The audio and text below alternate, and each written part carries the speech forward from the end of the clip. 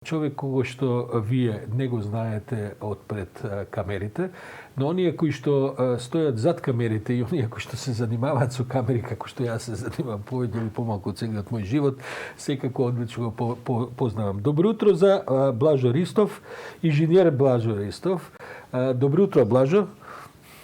Добро утро.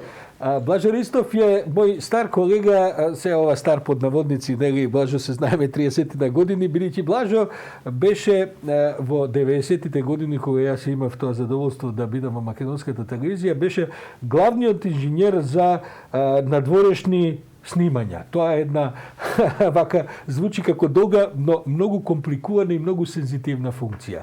Телевизијата на крајот е медиум во кој што програмата во живо, преносите во живо се она што го ја чини суштината на медиумот, а Блажо повеќе од 30 години се занимава токму со тој вид на предизвици. Како во живо да се пренесе сликата од одредена локација. Блажо, пред да ти дадам збор да кажам зошто сакав да се чуеме. За 10 дена почнува, за 10-15 денови почнува Евровизијата во Ротердам во Холандија. И тоа во принцип е една од најкомплексните, да кажам, сите фестивали музички се комплексна телевизиска продукција, но оваа некако во последниве години, па можда и последната деценија, стана толку атрактивен телевизиски производ, што можам да замислам што значи да се биде зад она што е екран и зад она што го гледаме. Ти имаш огромно искуство со тој вид на работи. Како ти се чини, како се подготвуваат холанѓаните годинава за преносот на Евровизијата која што почнува на 18 мај? Па, на жалост, има 2 години за подготовка. Се подготува и минатата година, но поради ковидот, кризата, сето тоа беше откажено. За оваа година тие се во финалните подготовки. Сега наскоро имав можност да видам докаде се стигнати. Салата е скоро све наместена, светлото е наместено, тонот е наместен. Ова година, како секоја, тоа е пренос каде што многу работи зависат од многу луѓе.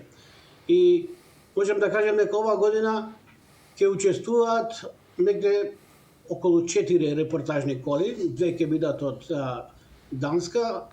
Додека разговараме, Блажо, инаку пуштаме инсерти од салата во која што ќе се одвива и она што е зад салата и така, па оние што не гледаат можат. Во салата ќе има некаде околу 25 камери во овој момент, тоа е бројот, а ќе има некаде околу 60 канали за повторување, успоредно и ти рековме рече, и што е најважно, ќе има посебна кола, репортажна кола за тон. Така да, тука е преносот сложен, затоа што вие знаете, тоа не е само пренос за Европа, тоа е пренос и за Австралија. Има некаде околу 60 и повеќе учесници земји, не знам точниот број, мислам никогаш не сум памтен броеви. Меѓутоа, тој цел комплексен систем за да се изгради, сигурно потребно е 1-2 месеца интензивна работа, почнувајќи од салата каде што има стотици рефлектори кои треба да се наместат, обесат, закачат, фиксират и сето тоа да биде сигурно, да функционира, да се испроба и после доаѓа онај важниот дел, тоа е тонот, како изгледаат луѓето. За све има проби. Јас сум присуствувал се работи за бивша држава на 2 Евровизии. Една беше во далечната година таму некаде во Загреб, а втората беше 2008 во Белград.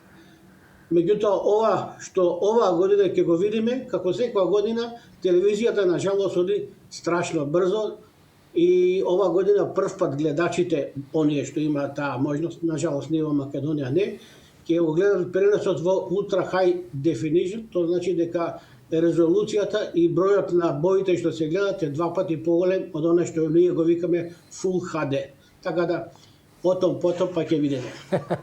Памтам во 90-тите години имав средба со тогашниот директор на Ирската национална телевизија, инаку Евровизија е надпревар, ќе има 40 учесници, 38 или 9 сонга годинава, е надпревар кој што го прави Европската радиодифузна асоциација, сите овие национални радиодифузери, и е надпревар кој на времето немаше комерцијални елементи, туку телевизијата која што го подготвуваше, го пренесуваше, ги плаќаше сите трошоци.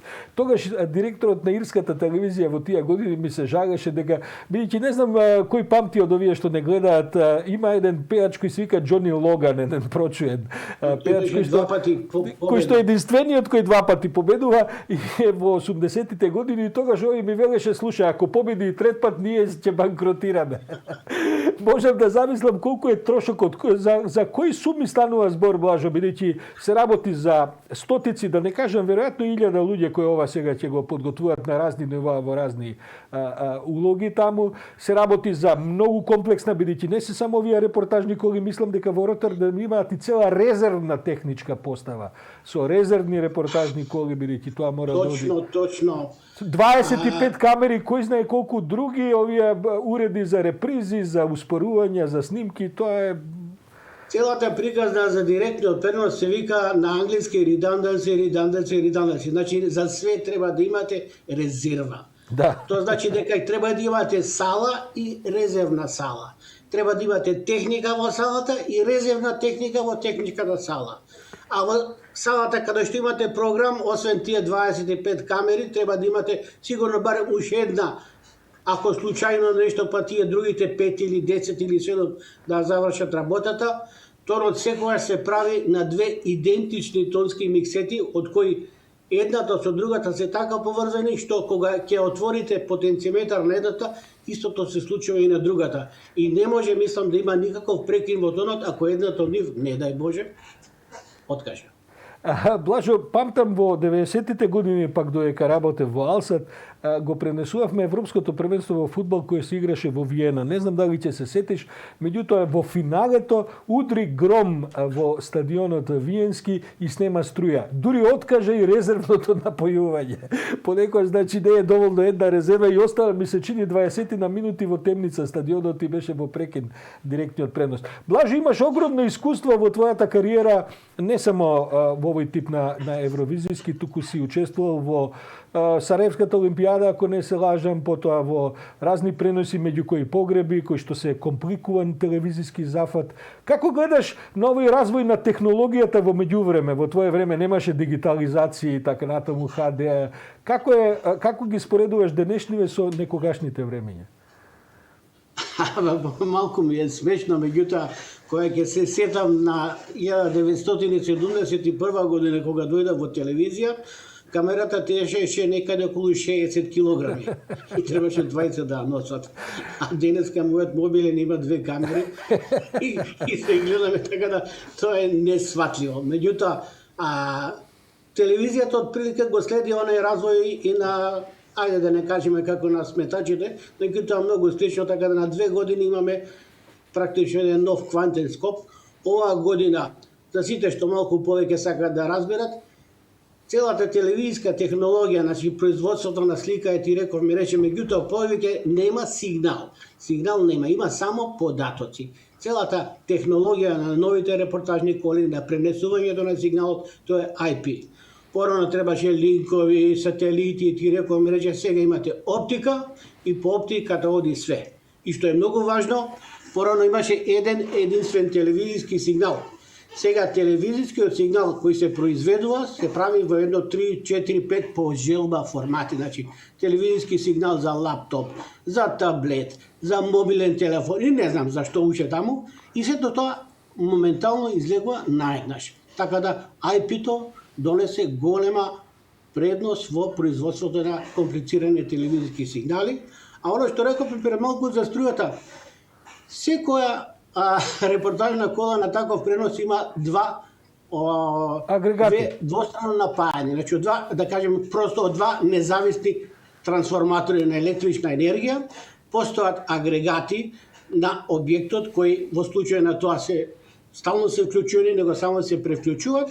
И денеска сите репортажни коли кои да кажеме, ги има еден куп, ги немаме во Скопје, на жалост, имаат УПС, така да ако снима струја, тие имаат 5, 10 или 15 минути независно да работат, додека агрегатот не се стартува или струја и така натаму, така да се мисли на се на последниот детај. Блажо, годинава нас Македонија ќе представува Васил Гарванлиев и проценките се дека неговата песна е многу убава и дека имаме сериозни шанси, па дури може би се надеваме и да победи. Што ќе се случи со Македонија во техничка смисла доколку треба да вистини ние да правиме, да речеме идната година евровизиски пренос? Само да кажам дека кога србите го правеа 2008 година, тие беа доволно умни да за потребите на таа Евровизија купат комплетно нова репортажна кола, таа е суштината на преносите, во тоа време супер модерна, и мислам дека дури самото подготвување на Евровизијата не ја правеа србите, туку ја правеше една англиска фирма која има врвна експертиза за тоа, но србите седеа до нив и учеа како се прави сето тоа. Ние денеска би преживеали со таков проект во Македонија, Евровизија 2022 во Македонија. И во Ротердам холандјаните не го прават преносот. Сите репортажни коли се двете од Холандија и двете од Шведска се собственост на НЕП. Тоа е компанија американска која практично во целиот свет ги држи сите најголеми преноси. Бројот на коли на екипи, тоа мислам е незамисливо да се каже. Во Европа дали има една или две вака приватни, нешто во Италија и нешто во Шпанија кои се надвор од тој синџир, и тука нема више што да се разговара. Ево, например, Тимпер малку спомна преносот во Сараево од Зимската олимпијада. Тоа беше последен пренос олимписки, каде што една земја домаќин со собствени средства, технологија и луѓе ја го направи преносот. После тоа олимпискиот распишува конкурс, изнајмуваат стручњаци, изнајмуваат техника и така натаму, и тоа беше крај на домашните сили, да кажем. Добро, Блажо, за крај да те прашам, јас не знам дали ти би ги имал сега тие цифри, но за која сума, колку милиони евра се во прашање за да се направи еден ваков ротердамски спектакл како што очекуваме дека ќе биде во телевизиска смисла? Не знам, за оваа година не би знал да кажам, за пред едно 10 години, тие бројки секогаш се така некаде на страна тргнати. Меѓутоа, ево да кажеме за пример, ако сакаме да направиме во сала, ни треба Борис Трајковски. Тоа е единствена сала во Македонија каде што може да собериме луѓе. За да се опреми таа, да се намести рефлектори да висат, да има малку подобра акустика, да не биде чисто спортска сала и така натаму, треба многу пари. Да, веројатно се работи за милиони евра. Му посакуваме на Васил Гарванлиев успех на Евровизијата, меѓутоа ќе ни создаде сериозни проблеми доколку да вистина победи. Само да кажем дека годинава организаторите во Ротердам сепак веројатно ќе има присуство на околу 1500 до 2000 публика. Тие спектакли инаку се прават барем 3500 е за сега. Последното е 3500, да, бидејќи се уште мереа во зависност од податоците за короната, па тоа не е лошо. 3500 ќе создадат. Тоа мислам, не знам дали ја покажавте таа слика каде што има посебни кутии за секоја земја. Да, ја покажавме. Секој пејач има свој микрофон, свој слушалки, ние што го викаме и нијар монитор за да се слуша себе си заедно со останатите, и сите други екипи ги имаат таму. И никој друг не смее да го фати тоа. Да, така да тоа е уште еден доказ дека порано, например, да имаше 7 или 8 микрофони, па кој како излегува го зема. А сега, например, за 46 има. Така е, да. Се води сметка на највисоко ниво за сите дезинфекции, здравствени стандарди и така натаму. Ништо, нам не останува со уживање да го проследиме преносот, Блажо. А потоа можеби ќе се видиме повторно и ќе се чуеме да анализираме малку како се тоа изгледало. Драго ми беше, па ќе се слушнеме. Блажо, само да те прашам за крај, би се нафатил ли да бидеш шеф на парада за еден таков пренос во Македонија? Боже, сачувај. Така и си мислев. После 7 години како пензионер, единствено што ми остана задоволство да ја пратам технологијата. На жалост, кога работев, имав многу помалку шанса, бев многу повеќе зафатен. Сега имам многу време, а интернетот е достапен. Кога јас почнав да работам во телевизија Скопје, директорите одеа во Монтре на тој фестивал или како беше изложба, ќе ги донесеа печатени материјали, доста после година и пол ќе стигнаа до нас младите инженери, а сега се го имате во секој момент достапно кога го сакате. Real time онлайн. Блажо Ристов, главен инженер за вршење на надворешни снимања и преноси. Благодарам многу. Тоа е таа стара добра одлежана генерација која што се уште следи се што е најново во телевизиската и другата технологија. Благодарам, Блажо.